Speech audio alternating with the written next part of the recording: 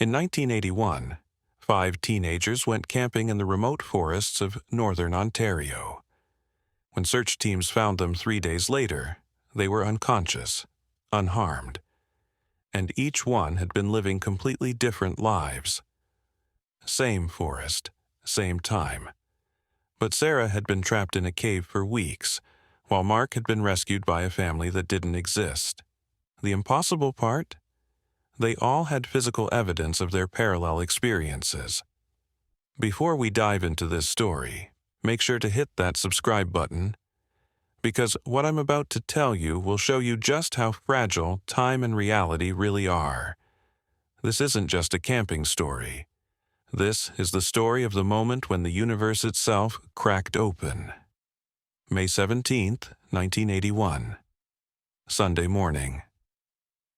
In the most remote corner of northern Ontario's Algonquin Park, 5 high school friends set out to spend an unforgettable weekend before their senior graduation. Sarah Chen, 18 years old, was the class valedictorian. She planned to study physics at the University of Toronto. She had meticulously prepared their camping gear, mapped out routes using GPS-free charts, and monitored weather patterns for days. Michael "Mike" Thompson was Sarah's boyfriend. Tall, athletic, always smiling. He had grown up at his family's cottage and knew the wilderness well. Rachel Martinez was the social butterfly of the group. She talked constantly, befriended everyone, and took her camera everywhere to capture every moment. Tom Bradley was the quiet, thoughtful one. He had brought his books even to the middle of the forest. He wanted to become a writer someday. And Jessica Walsh. At 17, she was the youngest of the group but the most adventurous.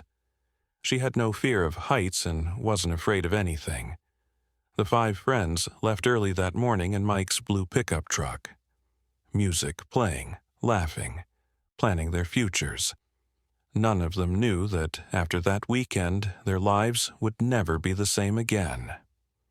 At 2 p.m., they arrived at the northeastern entrance of Algonquin Park. Park Superintendent Jim Harrison greeted them, a man in his 50s, experienced and weathered. "Not many people go to that section," Harrison said with concern. "Map services don't work well out there. Radio cuts out too. If you're not back in 3 days, I'll send a search team." Sarah laughed. "Don't worry, Mr. Harrison. I've planned everything. We'll be here in 3 days." Jim Harrison shrugged, but still looked worried. As they would later learn, the last group that went to that area had disappeared in 1973 and was never found again. The first day went smoothly. They set up their tents by Lake Monica's shore. In the evening, they built a fire, roasted marshmallows, and talked about the past and future. Rachel took many photographs, smiles, moments of friendship, lake views. Everything was perfect. On the second day, they decided to venture deeper. Sarah wanted to see a waterfall she had marked on the map. "Just a 2-hour hike," she had said, but 2 hours became 4 hours. The trail was more difficult than they had thought. The trees were so dense they couldn't see the sun. The compass began acting strangely. "It's like there's a magnetic field here," Sarah said curiously. Tom looked up from his book. "Interesting. Some places have natural magnetic anomalies. Maybe that's what this is." That night, they couldn't return to their original camp. They pitched the emergency tent. Everyone was a bit tense but still enjoying themselves. It felt like an adventure. The third day, everything changed. From that moment on, everything turned to chaos. Each friend began experiencing different realities, in the same forest, at the same time, but as if in different universes. Sarah found herself in a cave, cold, dark, damp. She tried to get out, but the cave seemed endless. She stayed there for days, maybe weeks. She tried to survive by licking water droplets and eating mushrooms, but the strangest part was her dreams. In her dreams, she saw her friends. Mike was living with a family. Rachel was talking to a very old man. Tom was writing books. Jessica. Jessica was someone else, older, pregnant. Rachel was living a completely different reality. She found herself in a 1950s small town. Vintage cars, vintage clothes, people talking as if they belonged to that era. But they knew Rachel. "Welcome, Rachel," they said. "You've finally come home." There was an old man there. He never said his name but knew everything. "Time flows like a river," the man told her. "But sometimes it hits a strong current and branches into different channels. You're stuck in one of those branches." Mike's experience was different. He found himself with a family. Mother, father, 2 small children. They saw Mike as their son. But Mike had never met these people. Yet they seemed so real that he had no choice. Days turned into weeks. Mike lived with that family. He did the farm work. He played with his little siblings. At night, he listened to his mother sing lullabies. Everything was so real that he began to doubt his own past. Tom's experience was the strangest. He found himself in a library. Endless shelves, endless books. And on his desk was a half-finished manuscript. It was titled Quantum Forest. It was a story he had written but had never written. As he read the book, he understood. He was writing his own story. What happened to his friends? The cave, the town, the farm. He knew everything but didn't know how he knew it. Jessica's experience was the most terrifying. She found herself thrown into the future. The year 2001. She was married, pregnant. She had memories as if she had been married to a man she had never met for 20 years. Doctor appointments, baby preparations, the ordinary life of a married woman. But there was always a voice in the corner of her mind. "This isn't real. You're 17 years old. You were lost camping in 1981. 3 days. Only 3 days had passed in the real world." Park Superintendent Jim Harrison sent the search team as promised. Search dogs found the tents. But the 5 teenagers were nowhere to be found. Their tracks completely disappeared at one point, as if they had been swallowed by the earth. The search lasted 48 hours. Helicopters, dozens of volunteers, professional rescue teams. No trace could be found. On the evening of the 3rd day, just when hope was about to be lost, Jessica emerged from among the trees. She was stumbling. Her eyes were distant, but she was alive. "Jessica!" Jim Harrison ran to her. "Girl, where have you been?" "Where are the others?" Jessica looked at him but seemed to see him from very far away. I'm married," she said, "pregnant. My husband must be looking for me." But Jessica was 17 years old. She wasn't married. She wasn't pregnant. An hour later, Tom came out. He had a notebook full of writing in his hand.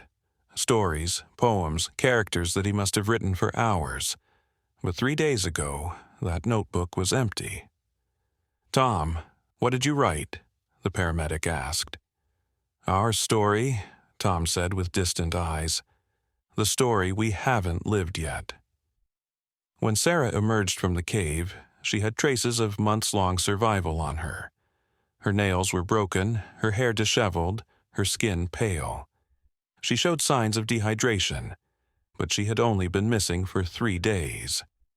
"How long was I in the cave?" she asked. 3 days, the doctor said. "Impossible, it's been months, at least 3 months." Rachel returned with old photographs in her hand. 1950s photographs. Photographs that seemed to have been taken of herself in that era. But Rachel was born in 1963, and Mike was a completely different person. His way of speaking had changed. His behavior had changed, as if he had really lived with another family for years. "My mother must be looking for me," he kept saying. But the mother he was talking about was completely different from his real mother. In the hospital, the 5 friends were questioned separately. Each had a different story. Each had a different experience. But one thing was common. They had all seen the others in their dreams. Dr. Elizabeth Warner, trauma specialist, took on this case. In her 30-year career, she had never seen anything like this. It could be group hallucination, she said initially, carbon monoxide poisoning or natural gas leak. But the tests were normal. No toxins were found in any of the 5 teenagers' bodies. Even stranger, each of their stories was supported by physical evidence. Sarah's body had real survival marks. The photographs in Rachel's hands were on real photography paper, and dating tests showed the 1950s. The stories Tom wrote described events they hadn't experienced yet in detail. Pregnancy hormones were detected in Jessica, but she was a virgin.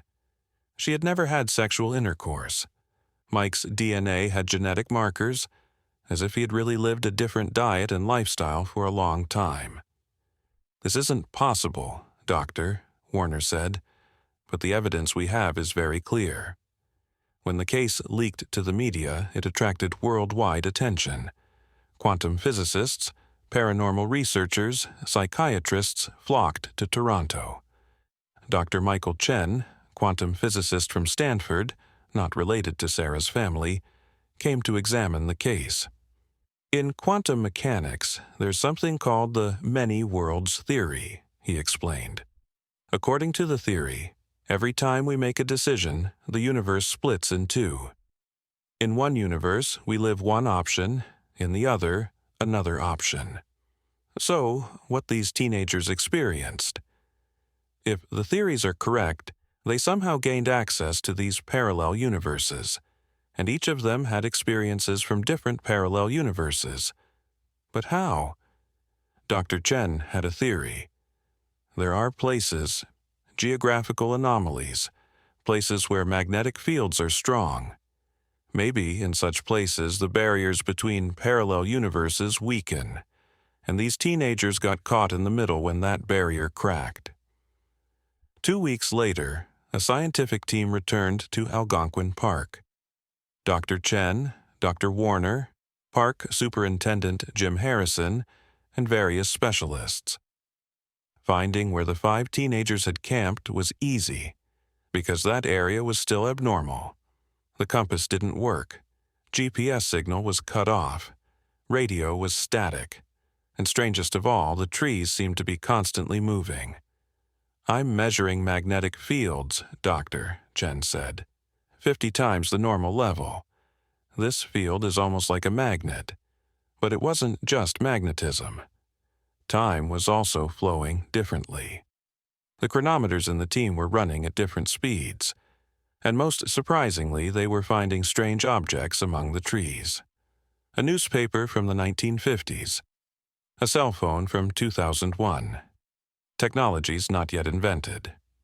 "This place," Jim Harrison said, "is like a kind of time collector. It collects things from different periods." Dr. Warner was examining the 1950s newspaper in her hand. The main headline read, "Local photographer Rachel Martinez wins first prize." But this was impossible. Rachel Martinez was born in 1963. 3 months later, the 5 friends came together again. They were all receiving therapy. They were all trying to cope with what they had experienced. "Sometimes," Sarah said, "I still feel like I'm in the cave. As if this real life is also an illusion." Mike was the most affected. "That family was real," he kept saying. "They're my real family. The family here feels familiar, but not as real as them." Jessica's pregnancy hormones had decreased, but she still felt like a mother. "I had a baby. I took care of him, fed him. Where is he now?" Tom continued writing, new stories every day, and most of these stories came true. "It's like," he said, "I can see the future, or different possibilities." Rachel seemed to be doing best on the surface, but she had started photography, and the photographs she took were strange. People looked normal, but in the photographs they seemed like different people. Dr. Warner made a suggestion to them. Maybe you should go back. Under controlled conditions, under scientific observation. You're crazy, Sarah said, but Tom nodded. That story has an ending. I wrote it, but we didn't live it. Maybe we need to finish it. 6 months later, the 5 friends made their decision. They would go back, but this time prepared. This time under surveillance.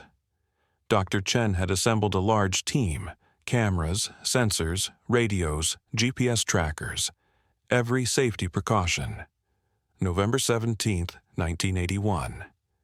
Exactly 6 months later, the 5 teenagers were walking in that forest again, but this time they knew what to expect. And this time they had a purpose, to close the crack. According to Dr. Chen's theory, the presence of the 5 teenagers was keeping the crack open. You're the only people who have experienced that, he had said. Maybe only you can close it. When they reached the anomaly zone, everything was more powerful. The magnetic field was so intense that metallic objects hung in the air. Time was so distorted that some cameras were going backward, some were speeding up, and that familiar light began to seep through the trees again. Are you ready? Dr. Chen asked over the radio. The 5 friends looked at each other. Sarah extended her hand. Mike took it. Rachel took Mike's. Tom took Rachel's. Jessica took Tom's. They formed a circle, and together they walked toward the light. What happened this time? Did they experience different realities this time? Did the crack close this time? The answers to these questions are another story. Because that day, while the team members were watching the 5 friends, they themselves were drawn into the anomaly. And today, 43 years later, that section of Algonquin Park is still marked as a restricted area. No one goes in, but sometimes hikers say they hear strange sounds, young voices, laughter, and occasionally an old-fashioned camera flash sparkles through the trees. Maybe they're still there, maybe in every parallel universe, maybe in all layers of time, or maybe they're just living in our imagination. This was the story of the quantum forest, the story of when time cracked, reality bent, and 5 friends were lost in a universe of infinite possibilities.